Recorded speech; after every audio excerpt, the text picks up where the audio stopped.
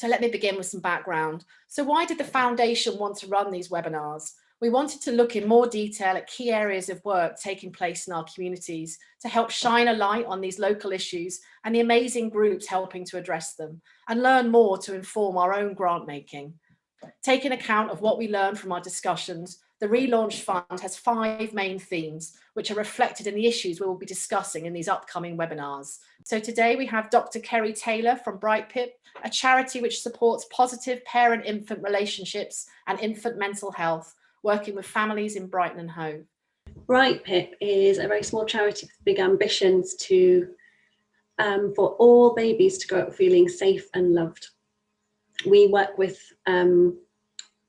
from pregnancy to age 3, and we work with vulnerable families who are vulnerable for all sorts of reasons.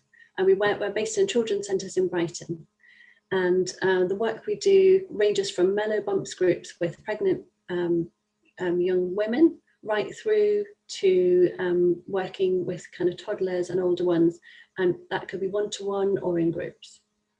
Our families are vulnerable for so many reasons, as I said, such as social exclusion and disadvantage, and living in the most deprived areas of Brighton and Hove, homelessness or housing difficulties, domestic abuse, histories of substance misuse. And many of our families, unfortunately, have had birth trauma or other kinds of trauma, specifically difficulties in their own parenting, so adverse child experiences when they were young, which means that they're really struggling to step up to become parents. As a clinical psychologist, I'm really passionate about this area, and this is a lot due to the fact that 0 to 3 is such a formative time. It's formative in terms of brain development and the plasticity of the brain. It really is the kind of foundation, what has been found more and more through research in neuroscience to be the foundation for social and emotional and cognitive development. Just to give you a flavour of the work we do, just wanted to talk about a case study with you. So this is a family I work with, and the mum was referred in pregnancy, aged when her baby was, when she was 3 months pregnant, and referred by her social worker and her midwife. We'll call her Claire. We worked on Claire's mental health initially just to get over the agoraphobia, but also the main part of the work was really forming a good relationship with her so that she could process everything that was in her life. For example, grieving for her 3 children that she'd lost, but also understanding and kind of telling me that, you know, she'd been in care since she was 13, and also she had a history of a lot of trauma in her childhood, including sexual abuse from a very young age. So she was actually, you know, really struggling with a lot of trauma and trying to step up to become a parent, and that was getting in the way of being able to be a parent. She worked through all of these issues and engaged really, really well. And I just feel so grateful that we have opportunities to work with these families in this time when there's a window of change. Also, the Child Protection Reviewing Officer, so baby Angel was born and she's still with her parents and she's doing really well, said that every risk marker in the pre-birth period suggested a baby at very high risk of permanent removal. But instead, our work was able to help this mother form a strong protective attachment with her daughter. The families that we're working with, because of their vulnerabilities, have been really unfairly and really disproportionately impacted by COVID and the lockdown. So difficulties such as the distress they're feeling from mental health, employment difficulties or difficulties with housing or difficulties in terms of social isolation, as well as being in a really vulnerable time in terms of transition. So particularly families who are having their first baby. This is such a time when social support and connection and the community is so needed in order to enable us to make this transition in life. We found we had a 4-fold increase in our referrals. So we're a tiny charity, but we've worked with now 114 families in the last year. So a massive increase in the referrals that we normally have. So we were really pleased that we were able to meet these families and to obviously had to do our service in a slightly different way, by telephone, online, walks in the park. But our clinicians were able to meet these families and meet their needs. And I'm so grateful that we were able to ameliorate some of the difficulties that these families have been facing in this last year. Thank you very much, Kerry. If we can now move on to Jackie Youlden for the next presentation. That was brilliant, wasn't it, listening to Kerry there? And I'm really delighted to be able to be here to tell our story as well. It's amazing what a small amount of money and a lot of passion can achieve, really. So my name's Jacqueline Yalden, and I founded Running Space 5 years ago with the vision to promote life and to beat suicide. I'm a suicide survivor myself, but along with many others at Running Space, not only are we beating suicide, but we are living happy, hopeful, and very fulfilling lives. So what does Running Space look like on a day-to-day and week-to-week basis? Well, the clue's in the name, really. It's about running. And that's really the tool that we use to support people that might be struggling with thoughts of suicide. And it's such a privilege, really, that we've been able to carry on delivering Running Space throughout lockdown. I think we've delivered it in 8 different ways so far. I think we're almost back to normal now, because running is so simple. But I think we know that the key to getting people active for their physical and mental well-being is it needs to be supported. So we know that GPs, we know that mental health services, we really want people to get active and to exercise.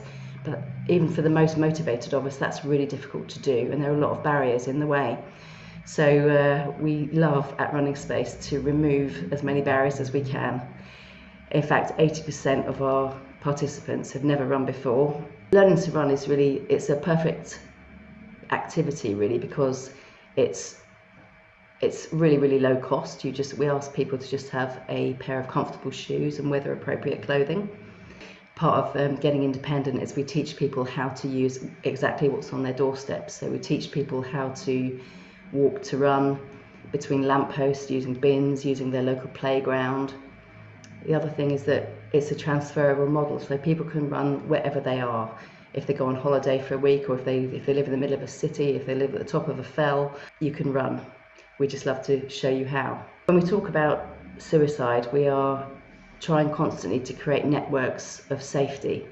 So in our setting at the Pelham, people have access to all sorts of other activities as well. So I'll just a quick rundown of just some of the things that the foundation has supported and that run at the Pelham. So we've got the Pelham Grows, which is a gardening group for people with special needs. We've got lunch buddies, specifically aimed at breaking the cycle of isolation, crafting connections, table tennis, P84 youth. We have the job centre here, NHS 1U, and then we are starting a new amazing counselling service as well on our top floor, as well as a building enterprise. There's so much going on here.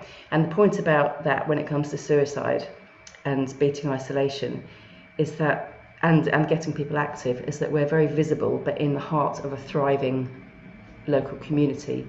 So when you think about something that's hard to do, like running, seeing someone else take part in that activity can really break down a lot of the barriers to getting started. One of the arms of Running Space is that we deliver safe talk, suicide awareness and prevention training. So all of our participants that want to can access that training. We also deliver we've got one coming up for the local police and for Rother District Council. It's for individuals and communities. If you think of it in terms of first aid, really, it equips people to recognise someone who might be having thoughts of suicide and then to direct them to further help. And we know that anyone who's done that training, the usual time after completing that training to actually using the training they've learned is less than 6 months, and we've seen that happen a lot locally. Thank you so much, Jackie, for sharing those stories. That was amazing. I'd like to introduce next Kim Shaw. Kim is from the Chichester Information for Young People, which provides information, advice, support and counselling for young people from the ages of 13 to 25 years. So we're a very small charity too, and we essentially try very hard to relieve the mental suffering of young people aged between 13 and 25. We've got 2 parts to the service. We've got which are very integrated. Firstly, we have an open-ended therapeutic counselling service, which means that regular sessions for our young people can carry on for as long as they want. Secondly, we have a drop-in area for young people to come in to get information and advice guidance on all sorts of things. The issues that young people face that we see on a day-to-day level involve depression, anxiety, education and work difficulties, home, suicidal thoughts, self-harm, OCD, bereavement and substance misuse, all of which obviously have been exacerbated during COVID. So we've built up a well-established links with many outside establishments as well to help young people.